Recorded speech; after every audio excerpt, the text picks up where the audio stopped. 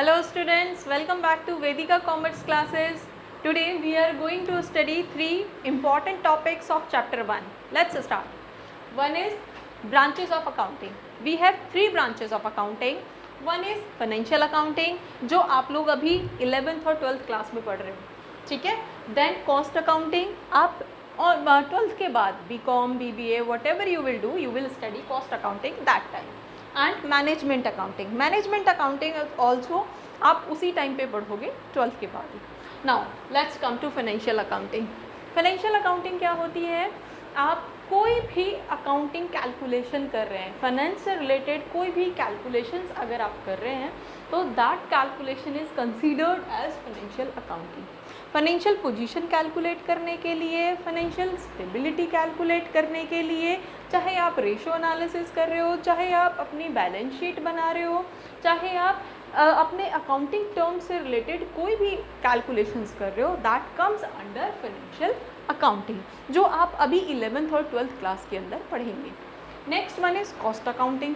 अब प्रोडक्शन के टाइम पे पर यूनिट मैनेजमेंट की कॉस्ट कितनी आ रही है, ऑर्गेनाइजेशन को उस प्रोडक्ट को, उस प्रोडक्शन को कंटिन्यू करना चाहिए, नहीं करना चाहिए, प्रॉफिट हो रहा है, लॉस हो रहा है, पर यूनिट कॉस्ट आपको पता होगी तभी आप आगे चल के उसमें प्रॉफिट मार्जिन कैलकुलेट कर पाओगे, अपना सेल प्राइस कैलकुलेट कर पाओगे. तो उस टाइम पे हम कॉस्ट अकाउंटिंग पढ़ेंगे. तो cost accounting is calculation of calculating cost account, calculating cost per unit of your production. Fine. Now next is management accounting. अभी तक आपने फाइनेंशियल अकाउंटिंग कर ली है, सारी कैलकुलेशंस, ठीक है. देन आपने cost accounting per unit cost भी निकाल ली है. नाउ अब इन दोनों के कॉम्बिनेशन से मैनेजमेंट अपने लिए कुछ यूजफुल इंफॉर्मेशन निकालेगा और डिसीजंस लेगा कि whether it has to continue the production और नॉट. उसे प्रोडक्शन अपना कंटिन्यू रखना है, नहीं रखना है, बिजनेस कंटिन्यू रखना है, नहीं रखना है. इससे रिलेटेड, बिजनेस से रिलेटेड कोई भी डिसीजंस लेने के लिए जब मैनेजमेंट अपनी कैलकुलेशंस करता है, that time the accounting calls management accounting. Fine. Now let's come to other topic, that is book keeping and accountancy. Now what is bookkeeping and accounting? Normally students are confused between accountancy and bookkeeping because accounting is also starts with recording and bookkeeping is the sum whole of recording only. So but there is a lot of difference. Bookkeeping is just a recording. Recording से ही start होती है और recording पे ही खत्म हो जाती है. Accounting recording से start होती है, recording उसका सिर्फ एक इनिशियल पार्ट है. उसके बाद में क्लासीफाई करना, समरी प्रिपेयर करना, एनालिसिस करना, अपने यूज़र्स को कम्युनिकेट करना, फाइनेंशियल पोजीशन कैलकुलेट करना, ये सारे पार्ट्स अकाउंटिंग के होते हैं. अकाउंटिंग को करने के लिए एक एक्सपर्ट की ज़रूरत होती है, अकाउंट्स के नॉलेज होनी चाहिए उस पर्सन को. लेकिन बुक कीपिंग को कोई भी कर सकता है. जैसे आपकी लाइब्रेरी, स्कूल के अंदर लाइब्रेरी होती है. अब लाइब्रेरी के अंदर जो लाइब्रेरियंस होते हैं, आप लाइब्रेरी में कोई बुक लेने जाते हो तो वहाँ पे आपको एक पर्टिकुलर बुक लेनी है तो आपको पता होता है कि कहाँ पे कौन से सेक्शन में आपको वो बुक मिलेगी. क्यों पता होता है? क्योंकि उन लाइब्रेरियंस ने उन बुक्स को सेक्शन वाइज डिवाइड करके रखा है. 11th क्लास की, 12th क्लास की बुक्स, इस क्लास की बुक्स, एंड देन अकाउंट्स की बुक, बिजनेस स्टडीज़ की बुक, इकोनॉमिक्स की बुक्स, वो सारी अरेंज करके रखी हुई होती है. आपको पता होता है, आप सीधे वहीं पे जाते हो और अपनी बुक पिक कर लेते हो. That is example of book keeping. ऐसे ही अकाउंट्स के अंदर सारी ट्रांजेक्शन्स को, जर्नल एंट्रीज़ को रिकॉर्ड करके रखा जाता है. उन ट्रांजेक्शन्स को रिकॉर्ड करके रखा जाता है नेम वाइज, उनके डेटर्स वाइज, क्रेडिटर्स वाइज, सबको रिकॉर्ड करके रखा जाता है. तो हमें जिसकी भी जिसके भी बारे में हमें पता करना होता है, हम सीधे उसी वैल्यू पे जाते हैं, उसी नेम पे जाते हैं और उसकी डिटेल्स ले लेते हैं. That is called book keeping. ठीक है. But accounting is not that. Accounting starts with recording but it's a wider concept. ठीक है. बुक कीपिंग के लिए आपको बहुत ज़्यादा एक्सपर्ट होने की ज़रूरत नहीं है, कोई भी बुक कीपिंग कर सकता है. और अकाउंटेंसी करने के लिए आपको एक्सपर्ट की ज़रूरत होती है, आपको नॉलेज होना चाहिए अकाउंट्स के लिए. ठीक है. Now let's come to other topic, that is objectives of accounting. Objectives of accounting क्या होगा?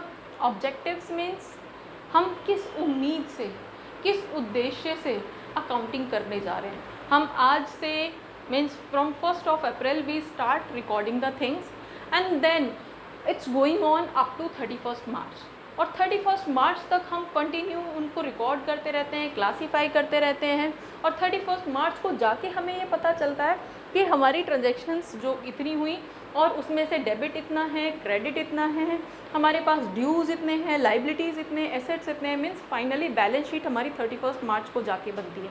तो इतने पूरे साल तक हम क्यों ये कैलकुलेशंस करते हैं? तो कुछ ना कुछ ऑब्जेक्टिव तो हमारे माइंड में चलता होगा कि हम इतनी हेजल ले रहे हैं, इतनी सारी कैलकुलेशंस कर रहे हैं, तो क्यों कर रहे हैं? तो these are called objectives of accounting. Now first objective of doing all these things is maintaining accounting record. First step of accounting, you have to maintain all the records in systematically, chronologically, means आपको सारे records जित even of a single transaction, बहुत छोटी transactions भी होगी तो उसका भी आपके पास प्रॉपर रिकॉर्डिंग होनी चाहिए। Then determining profit and loss. अब जब हम इतनी सारी कैलकुलेशंस कर रहे हैं तो इस उम्मीद से कर रहे हैं कि at the end of financial year हमें कुछ प्रॉफिट या लॉस होगा, तो वो प्रॉफिट या लॉस की एक्चुअल वैल्यू हमारे सामने आ पाएगी। Next determining financial position. अब जब एक्चुअल मेरे पास प्रॉफिट या लॉस आएगा तो ही हमें पता चलेगा कि फाइनली हमारे पास एसेट्स कितने हैं, हमारे पास लाइबिलिटीज़ कितनी हैं, हम कितनी स्ट्रॉन्ग फाइनेंशियल पोजीशन में हैं। फाइनेंशियल पोजीशन स्ट्रॉन्ग होने का मीनिंग क्या है?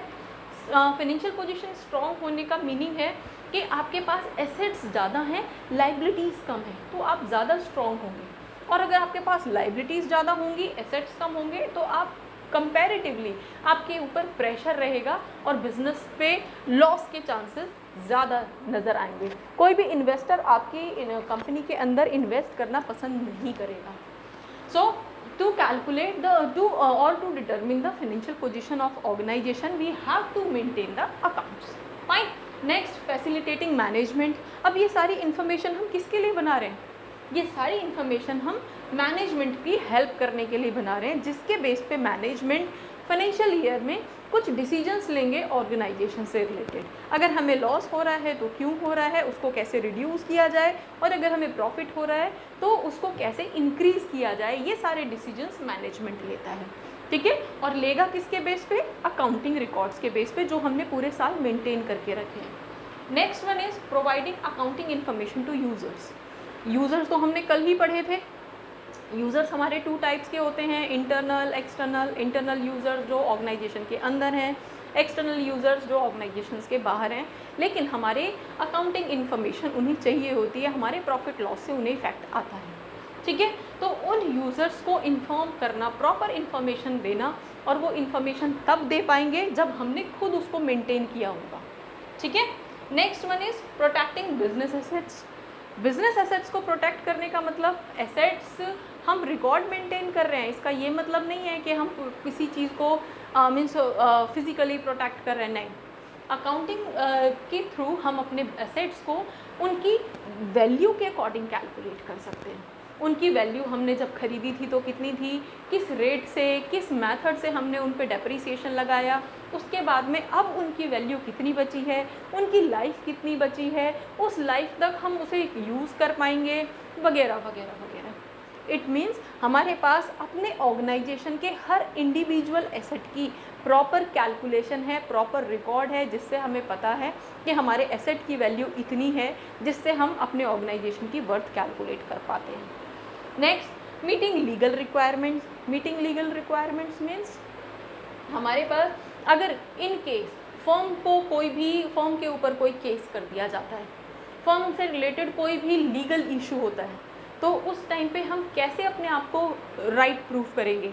With the help of our records. जो भी हमारे रिकॉर्ड्स हैं, जो भी हमने अभी तक ट्रांजेक्शन्स के बेस पे रिकॉर्ड्स मेंटेन किए हैं, उन रिकॉर्ड्स के बेस पे हम उन लीगल रिक्वायरमेंट्स में एज अ प्रूफ इनको शो कर सकते हैं। फाइन। नाउ अब ये तो था हमारे objectives of accounting. Objectives of accounting means हमने किस उम्मीद से, किन उद्देश्य को लेके इन अकाउंटिंग्स को, इन अकाउंटिंग ट्रांजेक्शन्स को प्रिपेयर किया था। फाइन, अब यही अकाउंटिंग, यही ऑब्जेक्टिव्स हमारे फंक्शंस बन जाते हैं। Functions means functions of accounting. अब फंक्शंस क्यों बन गए भाई, ये तो ऑब्जेक्टिव्स थे। फंक्शंस, अब जिस ऑब्जेक्टिव के साथ हमने ये सब कैलकुलेशंस की थी, जिन उम्मीदों के साथ हमने ये कैलकुलेशंस की थी, जिन ऑब्जेक्टिव्स के साथ कैलकुलेशंस की थी, वही तो काम करेगा ना। अब ये क्या करेगा, अकाउंट क्या करता है, रिकॉर्ड मेंटेन करता है। अकाउंट से क्या होता है, प्रॉफिट एंड लॉस मेंटेन होता है, प्रॉफिट एंड लॉस का पता चलता है, ठीक है, फाइनेंशियल पोजीशन का पता चलता है। तो अकाउंट क्या करता है, फाइनेंशियल पोजीशन बताता है। अकाउंट क्या करता है, मैनेजमेंट की हेल्प करता है। अकाउंट हमें हमारे यूज़र्स तक इंफॉर्मेशन पहुंचाने में हेल्प करता है। अकाउंट बिजनेस के एसेट्स को प्रोटेक्ट करके रखने में हेल्प करता है। अकाउंट्स हमारी कोई भी लीगल रिक्वायरमेंट अगर आती है तो उसको मीट आउट करने में हेल्प करता है। So objectives are similar to the functions. There is no more difference between accounting functions and accounting objectives. I hope you have learned something from this video. Thank you.